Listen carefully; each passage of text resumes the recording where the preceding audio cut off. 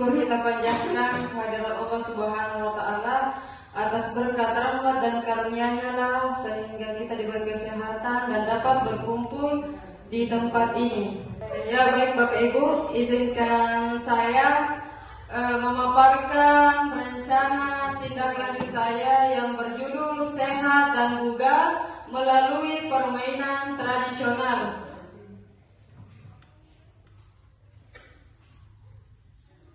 Baik, latar belakangnya yaitu Sport Education Model atau SEM adalah suatu pendekatan pembelajaran PJOK yang menawarkan pengalaman belajar yang lengkap dalam konteks kehidupan yang nyata dalam bidang olahraga. SEM bisa mewujudkan kepemimpinan peserta didik dengan memberi ruang dan melibatkan peserta didik dalam memberikan suara, pilihan, dan kepemilikan. Ketika pendidikan gerak adalah sebuah model pembelajaran dalam pendidikan jasmani dalam konteks pendidikan di Indonesia yang menekankan pada pengajaran komponen dan konsep gerak.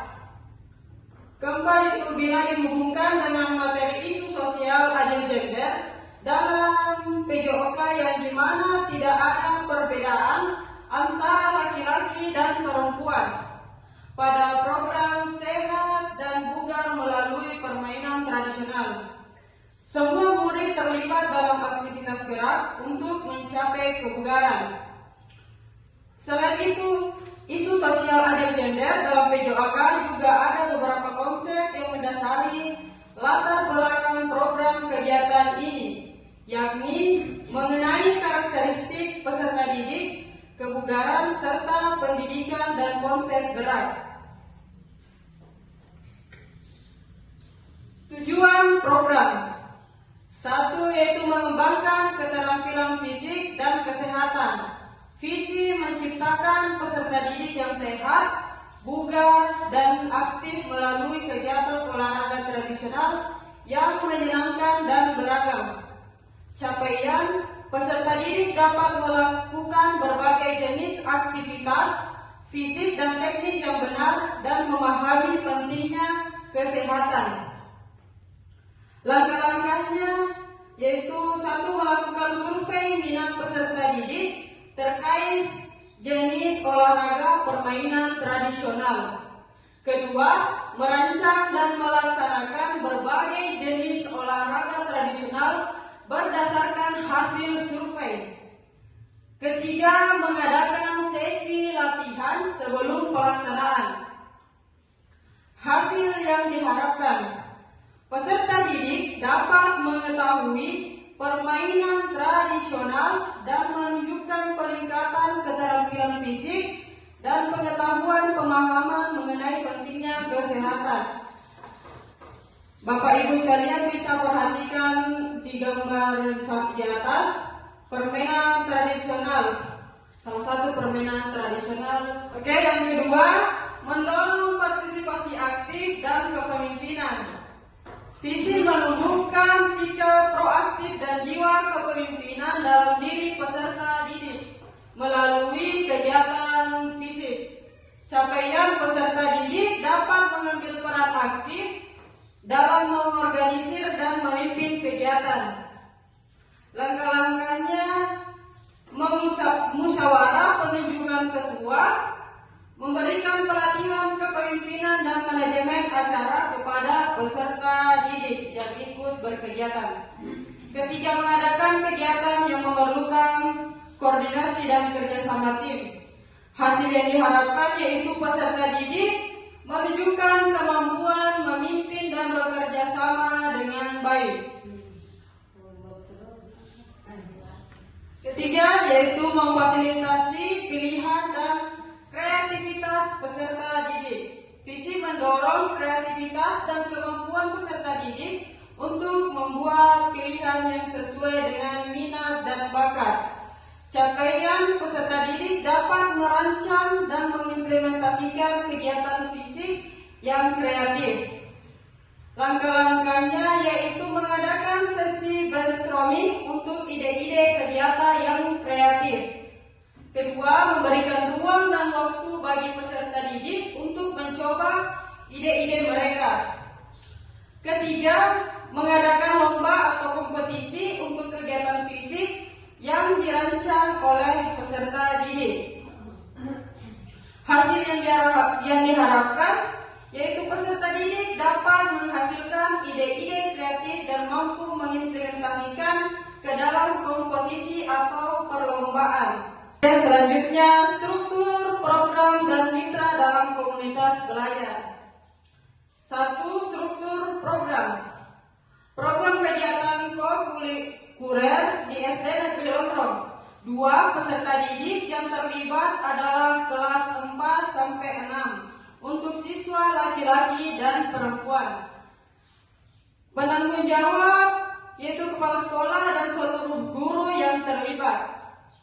Pelaksanaan program sehat dan bugar melalui permainan tradisional yang akan dilaksanakan di lapangan atau halaman sekolah. 2. Mitra dalam komunitas belajar.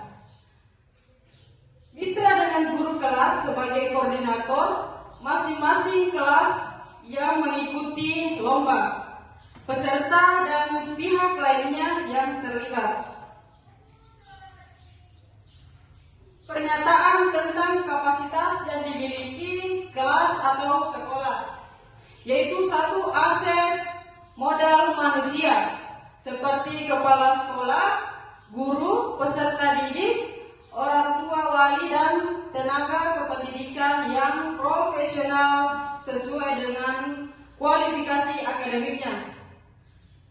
Kedua, aset modal lingkungan dan fisik, yaitu berupa lingkungan yang asri, bersih, dan nyaman. Lapangan atau halaman yang luas untuk melakukan permainan tradisional, dan sekolah memiliki jaringan internet yang baik untuk mengembangkan dalam mencari informasi tentang permainan tradisional. Memiliki peralatan yang mendukung, diantaranya speaker, laptop, dan proyektor, juga alat olahraga lainnya. Aset modal sosial dan politik, yaitu kemampuan seluruh unsur yang terlibat dalam proyek untuk menjalin kolaborasi dan sinergitas dalam hal kebijakan dan tanggung jawab. Keempat, yaitu aset modal finansial, yaitu adanya dana BOS dan dana lainnya sebagai sumber finansial utama dalam kegiatan proyek. Kelima, aset modal agama dan budaya, yaitu warga sekolah yang taat beribadah dan gotong royong dan masih terawat dengan baik. Rencana evaluasi. Kegiatan evaluasi pelaksanaan program dilakukan dalam bentuk rapat evaluasi bersama pimpinan, guru, tenaga kependidikan, dan perwakilan peserta didik. Kedua, bentuk lain pelaksanaan evaluasi ini, program bisa dengan wawancara langsung kepada perwakilan guru, tenaga kependidikan, atau peserta didik untuk memberikan evaluasi dari pelaksanaan program. Ketiga, evaluasi dalam bentuk angket melalui Google Form didistribusikan dan diisi oleh pimpinan, guru, tenaga kependidikan, dan orang tua peserta didik terkait pelaksanaan program tersebut.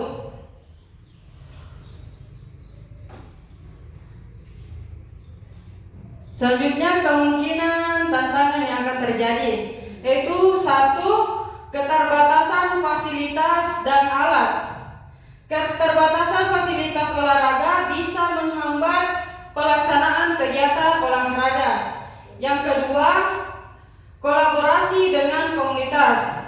Kurangnya dukungan atau keterlibatan orang tua, dan yang ketiga, motivasi peserta didik. Peserta didik memiliki motivasi dalam berpartisipasi kegiatan fisik.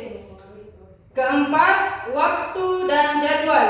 Penyesuaian jadwal kegiatan dengan jadwal sekolah dan kegiatan lain dari peserta didik.